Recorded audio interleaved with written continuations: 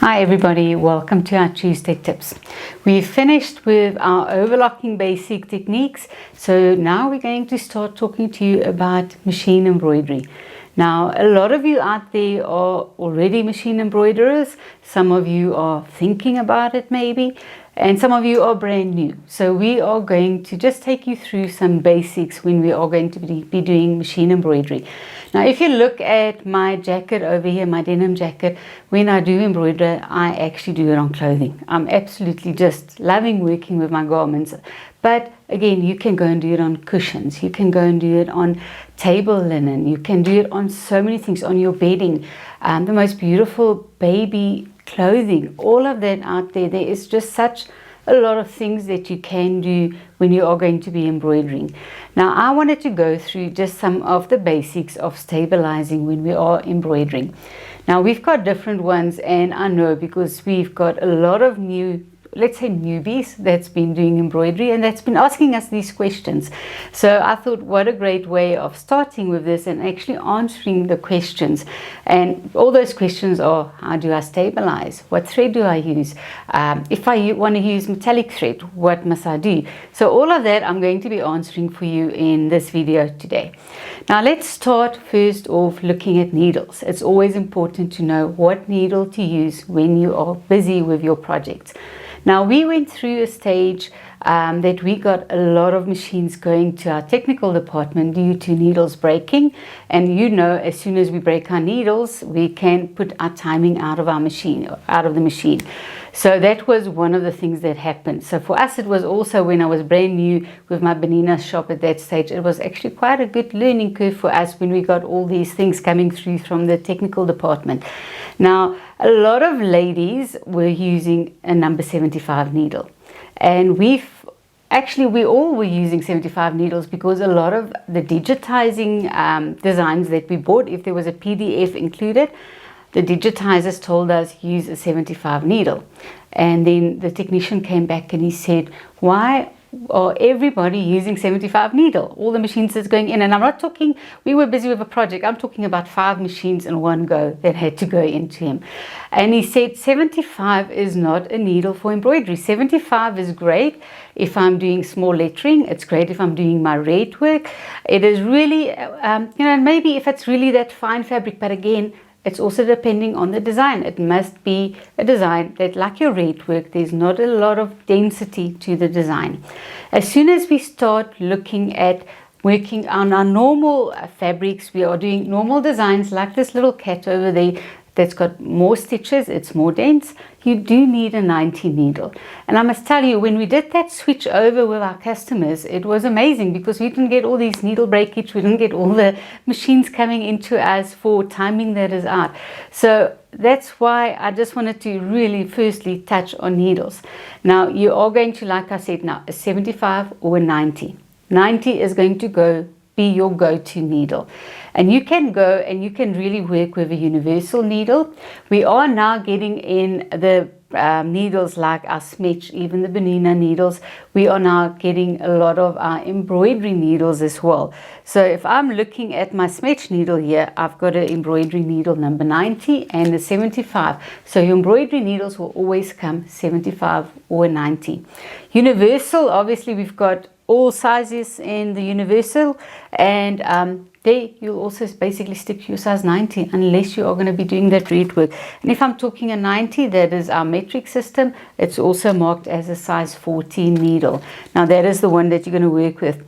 We've had instances where you can also work with a ballpoint. But those are basically going to be your go-to needles that you are going to work with. So be sure of getting the right size needle in your machine. Stop working all those dense designs with a size 75 needle. Just imagine, if I've got to just try and explain it to you.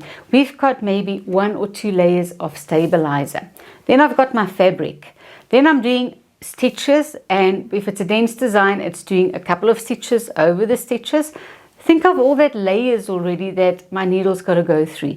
Now, if that was a 75 is a thinner needle. Remember, the smaller the number of the needle, the thinner that needle is going to be. Just imagine how that needle is battling to go through all of these layers. You'll eventually break a needle. There is just no two ways about it. You're going to break a needle. So that is why it is better to go to a 90 needle. So even if your PDF file says 75, guys, rather listen to the technician. He knows what he's talking about. Go to the 90 needle. Next up that I also wanted to just mention is our threads. Now, there is specific embroidery threads out there. An embroidery thread is a lighter weight, like our isocord is a number 40 weight.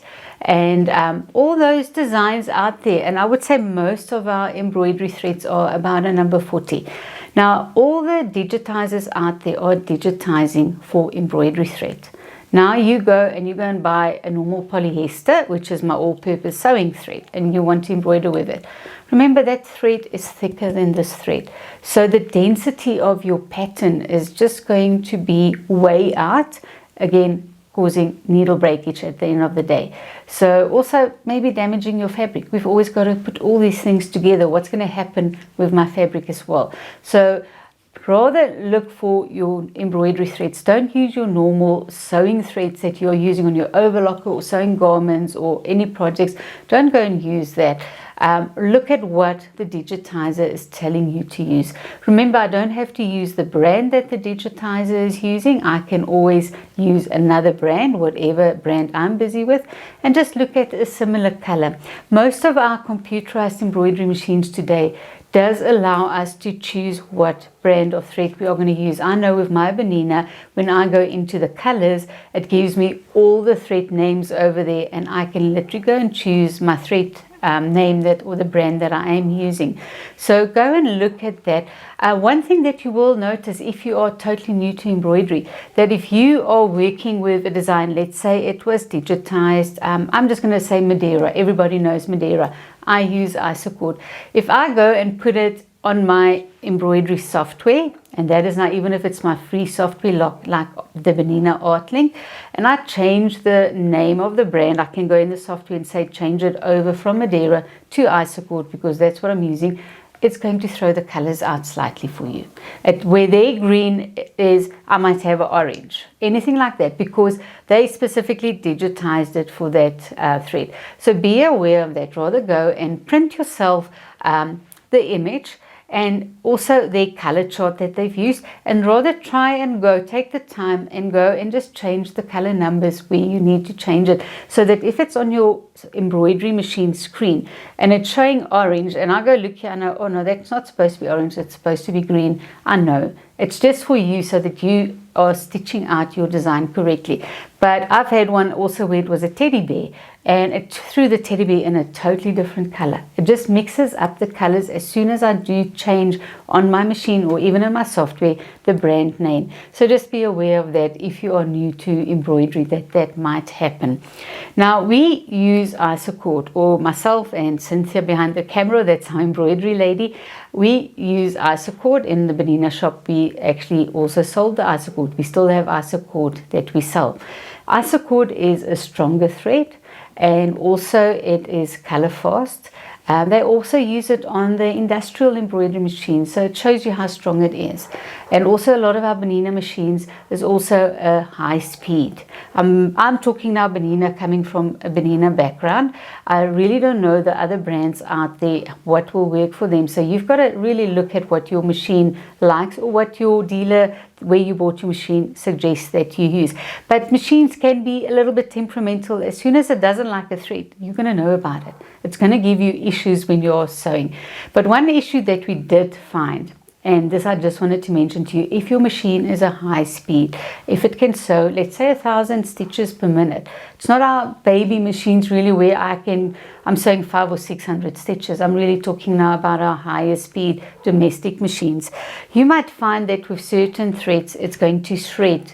It actually shreds as soon as it goes through the needle, or even before the needle, your thread is going to shred, and you have continuous thread breakage. That thread doesn't like the high speed. Rather go and slow down your speed a little bit and just work at a slower speed, and you should be able to manage to work with that thread that you have.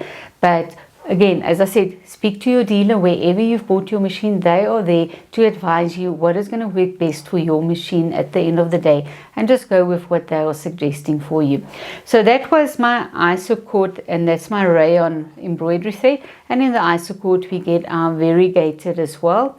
We also get cotton embroidery thread, so also look at maybe something like that, but be sure again that the design is digitized for it. So the next thread that I'm going to look at is our metallic thread as well. And Cynthia is already shaking her head behind the camera. As I said, she's the expert in embroidery when it comes to embroidery. She was our digitizer in the shop to always advise people, but everybody for some reason wants to try metallic at some stage.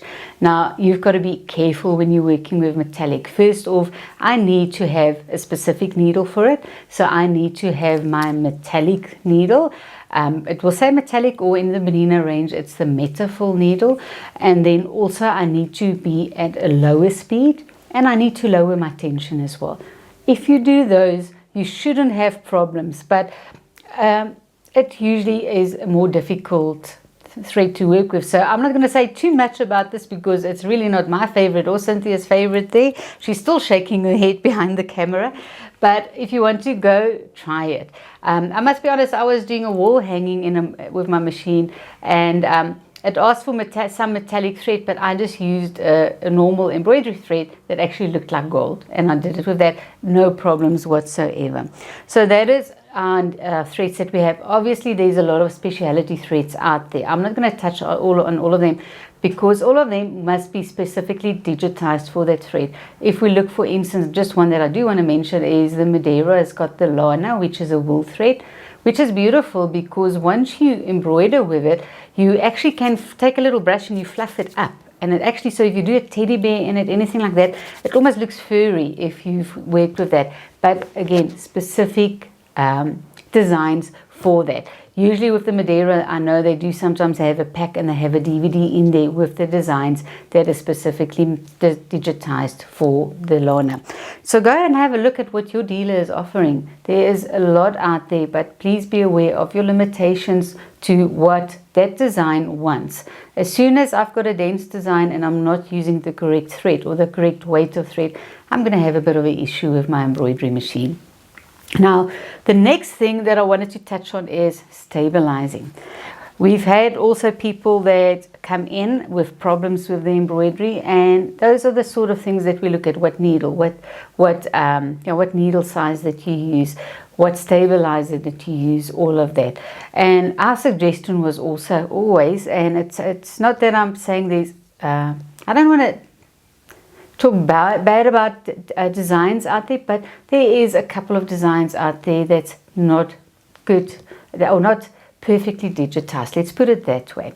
So we always used to tell people, if your machine is also having problems with a design, rather take one of your built-in designs from your machine, test it. If it's not giving you any issues when you are doing that design, then we know, okay, it might be the design that's not perfectly digitized. That's also just another tip that I want to give you, because we always immediately blame the machine if something goes wrong. And it's not always the machine. I've got so many factors now that I'm putting with the machine, which is my needles, my thread, my stabilizer, the design that I bought, or any of those can be an issue. It's not necessarily my machine that's the issue.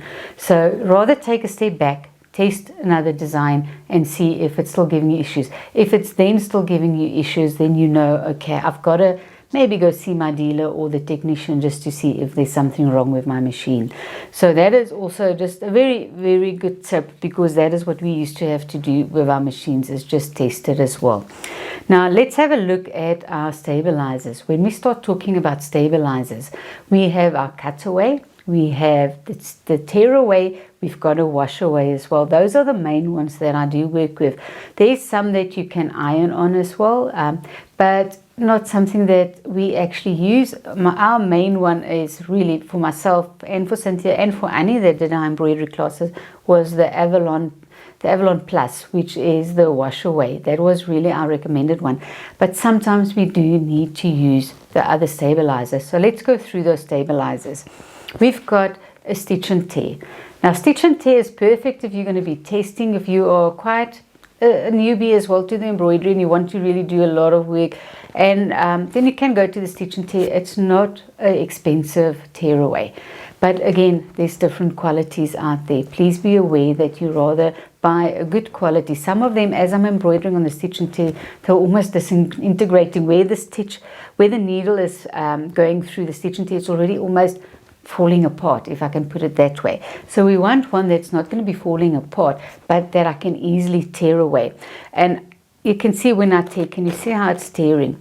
And also when we do tear away, I want you to have a look at the picture that I'm showing you. Can you see the little fluffy edges on this edge?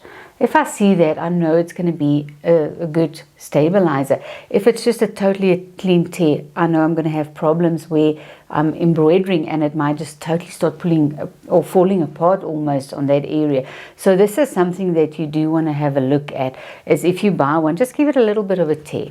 Also remember, we get different thicknesses of stabilizers. The industrial machines will handle the thicker ones. Our domestic machines doesn't like the very thick ones, and that's something you've got to also consider. We do have a lot of times where customers have gone to their big fabric shop and they've gone and they've bought stabilizer. Now, those guys out there aren't experts on machine embroidery. They really, most of the time, when you're going to ask them, they're not going to give you the right product for your machine. So also be aware of that. I know some of the fabric stores have given some of our customers just the normal iron-on paper violin to use, which is not correct. And some of them have really given them very hard, I don't even think it's just embroidery stabilizer. I don't know what it was, but it was so hard that it's almost, you can hear that thudding of your machine as it's actually embroidering on this. So again, you've got to take caution. Remember, you paid a lot for your machine. These machines aren't cheap. No matter if you started entry level or you've gone all the way on the a really fancy one, they're all very expensive for us. So I've got to make sure that I'm not going to damage my machine and have problems with it. I've got to look after that machine. So that is one thing again, and it sounds like I'm pushing the dealers for you. I'm not. They are the guys with the knowledge. They are the guys that's going to let you know what is right for your machine at the end of the day, because they want you to not pick up trouble with your machine. So be careful if you're going to that fabric stores, those big fabric stores. They really not clued up on our stabilizers. So this was the first one, which was our stitch and tear. Then another one that we have is our cutaway. We've got a beautiful cutaway, which is actually nice and soft, because you do get very hard cutaways, and we prefer the softer one, especially again if you're going to be putting it in clothing and that. Now this one is really for your items that's going to have a lot of, let's call it wear and tear. Let's say it's an overall and you're doing someone's name on an overall. Those things are going to be washed daily. It's going to be really maybe treated with chemicals to get it clean, all of that. Anything like that that's really going to see a lot of wear and tear, you want to use a cutaway stabilizer so that this stays under the embroidery design. You can just cut away around it. And this eventually becomes almost part of your, with all that washing, it's almost as if it becomes part of the fabric. And it just gives it super support. Also very nice for areas where if you are working with a really very, very soft knit or a very stretchy knit, to support that design, you would want to use one of these cutaways as well. It is really, for me, I just love the soft one. As I said, we've had some over the years that's been very hard, which put me off it. But since we've got this one, even our customers that's embroidering for people, that's doing t-shirts, all of that, they just love this embroidery stabilizer. So that is our cutaway. Now, my favorite is really the wash-away. We work a lot with our wash-away, and we get two of the wash-aways. We've got the Avalon Plus, which almost looks like a fabricy feel to it. It almost looks woven, if I could actually say that. And then we've also got a plastic one. And you're not going to say, well, when do I use whichever one? Okay, so the one that is your softer, almost like a fabricy one, is for hooping. It goes in your hoop and your fabric goes on top of it. This one, the plastic one, is what we call a topper. This gets put on the top, and you don't have to go and put it in your hoop. you can just cut it so that it's big enough for the embroidery area that you're going to work with, and just use a bit of magic tape and just stick it down, and that will also then just hold it in place for you. I'm not going to recommend that you pin it down, because somewhere along the line you're going to pin too close, and again you're going to hit that pin. So magic tape is perfect, your Scotch magic tape, because it doesn't leave that residue on your fabric either. So I will go and use that as my topper. Now for the topper, we are looking at, let's say you're going to embroider towels, anything that's got a pile where that stitches are either going to sink all the way into the fabric, or with like your towel where you've got those little bits of pieces sticking through the embroidery. We don't want that. So this is when we go and use the topper. When I work with t-shirting, I always put a topper, because t-shirting, my stitches just tend to sink into that fabric, and I really want it to sit nice and comfortable on the fabric. So this is where I would use the topper as well. And then for our Avalon Plus, guys, there's so many uses for it. You would have seen me in the stabilizing kit as well. I use it even when I'm doing dressmaking, when I'm working on my overlocker, when I'm doing rolled hems, for instance. But this one comes at the bottom of your hoop, so your fabric always on top of it, and you want to work with 2 layers. This one really needs 2 layers. Some of these, if it's a very dense design, I will always go 2 layers. If it is not too dense, the design, you can get away with 1 layer. But this is also perfect for lace work. Have you heard of the word freestanding lace? Now, freestanding lace is absolutely beautiful, and I actually found, I'm sorry, I'm interrupting myself here. I actually found the most beautiful freestanding lace this weekend on a site. I just can't remember what the site is. I'll mention it in the next embroidery video. I will start talking about different embroidery sites that we like to go to when we are looking. But they had such beautiful freestanding lace that I want to add to hems and to cuffs and all of that. So that is just absolutely amazing if you start looking at freestanding lace that is out there. So with our freestanding lace, what it really is, and then you really want to work on 2 layers as well. I only work on my stabilizer, there's no fabric. So the whole design gets stitched out on the stabilizer, and when I then rinse it, remember this is a wash away, it dissolves. When I rinse this, all I have left is that beautiful lace that is left that I can use on my projects.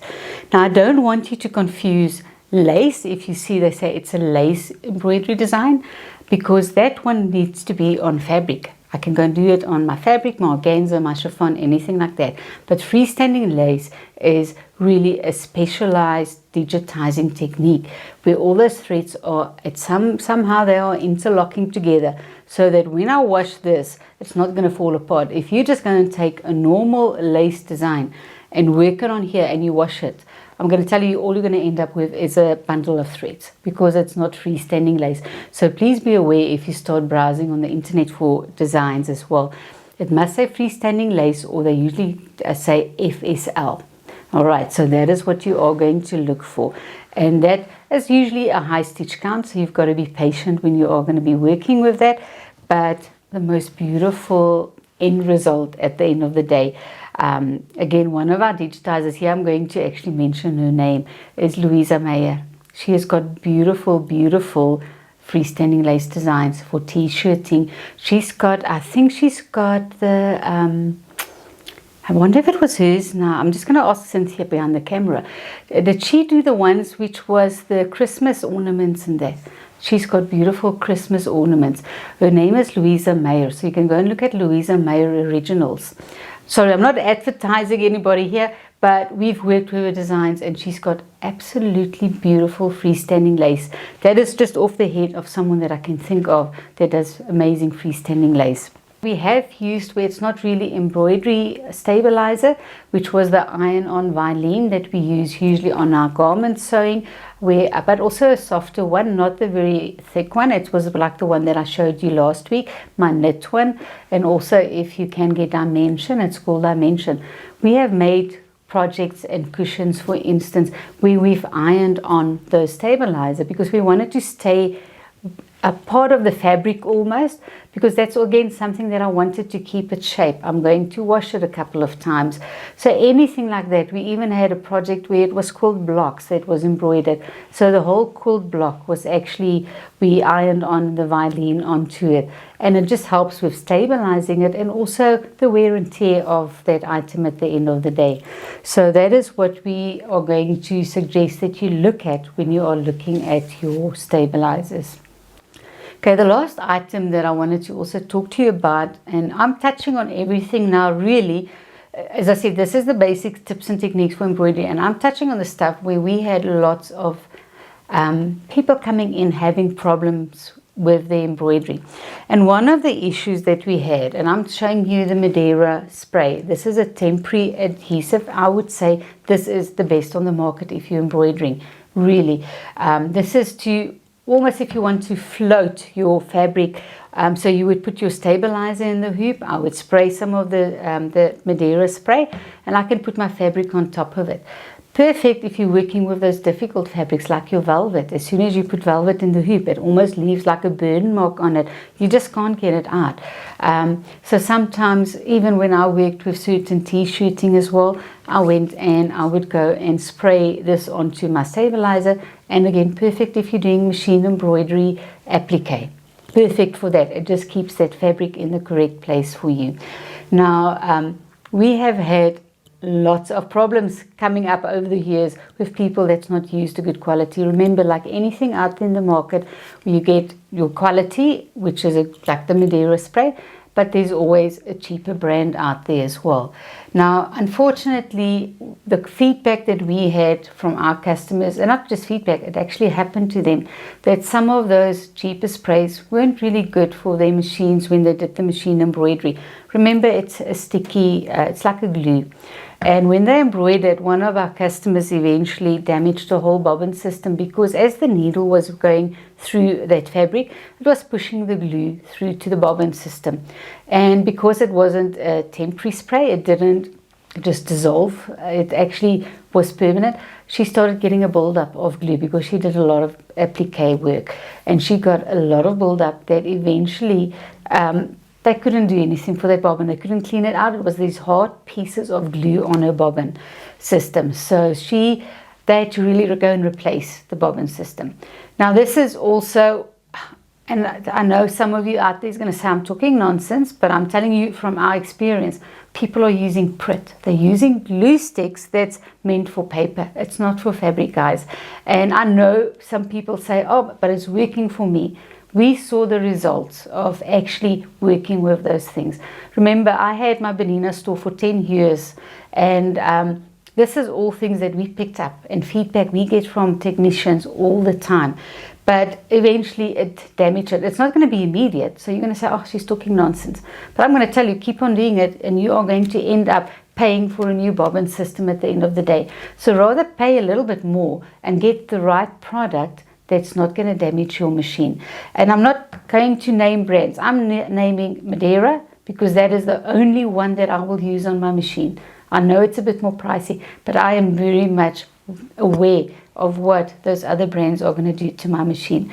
So that was the last thing that I really wanted to bring up for you. And this was really what we got feedback from our technicians as well. So I just wanted to share all the basic goodies which will be used while we're embroidering, and then just making sure that if you are getting any of these problems, it's almost like a bit of a troubleshooting today, what you've got to look for as well. Now, in the next 2 weeks, we are going to be going deeper into the machine embroidery. So just follow us, just look out for our Tuesday tips. But next week, we're going to be talking about hooping. Really, there's also another issue that we have with hooping. So we're going to be talking to you about hooping. We'll be working a little bit with our Mira Spray to show you how we're going to use this. And we're just going to share with you, again, lots of tips and techniques. And if we are having time, I'm actually telling you guys, because I want you to look out for these things. We might get it right next week to do multi-hooping with you as well, just to explain a bit about multi-hooping if I want to do more than just that little design that's on my machine. So just go and have a look what your dealer is offering. And remember, we've also got our online store, so no matter where you are in South Africa, you can order from us. We do stock the Mira Spray, we do have all these stabilizers, we do have the correct needles.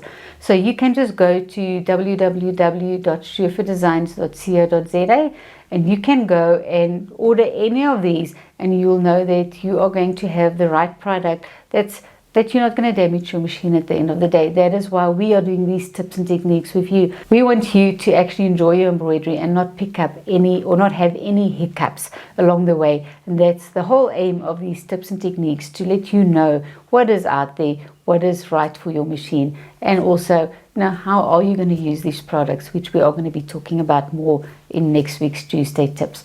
So that is it for me for this week's Tuesday tips.